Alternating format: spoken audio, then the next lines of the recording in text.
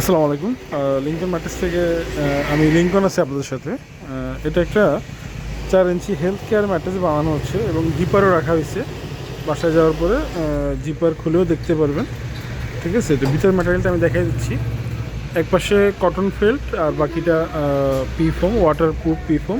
এই পাশটা শক্ত, অথবা আপনার চাইলে এই পাশে রিবন্ডেড দিয়েও নিতে পারেন, তাহলে এই পাশটা নরম হবে আর কি। হ্যাঁ, এটা শক্ত, এর অর্থোপেডিক পাশ।